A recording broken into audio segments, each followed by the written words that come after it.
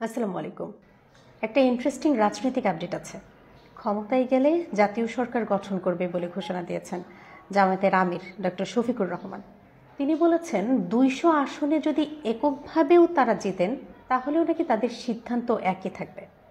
এখন বলি ঘটনাটা কি। আজকে সকালে গুলশানে ইইউ রাষ্ট্রদূতের সঙ্গে বৈঠক করেছিলেন জামায়াতের আমির, আর বৈঠক শেষে তিনি ব্রিফিং করেছেন। সেখানেই তিনি বলেছেন যে ক্ষমতায় গেলে তারা নাকি জাতীয় সরকারই গঠন করবে।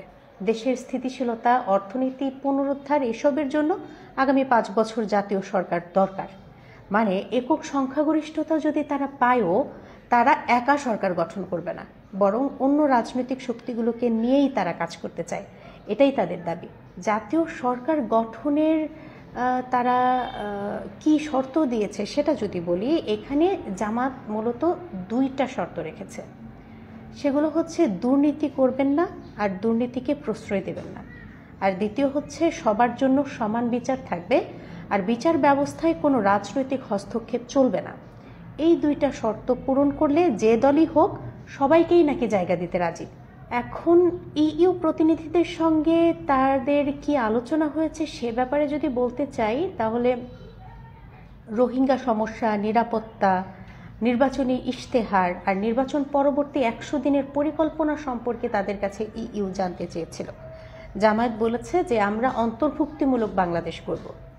আর আরও কিছু গুরুত্বপূর্ণ বিষয়ে তিনি বলেছেন ইইউ এর সাথে, সেটা হচ্ছে নির্বাচন আর গণভোট একসঙ্গে করা ঠিক না, কারণ ভোটাররা এখনও যথেষ্ট সচেতন নয়। এই ব্যাপারটা তিনি আবারও তুলে ধরেছেন।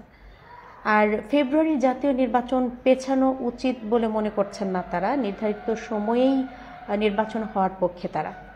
আর সংখ্যানুপাতিক ভোট ব্যবস্থা মানে পিআর, এটার প্রতি তারা আবারও সমর্থন জানিয়েছেন। আর ধর্মকে রাজনৈতিক অস্ত্র হিসেবে ব্যবহার তারা করে না, এমনটাও তারা বলেছে।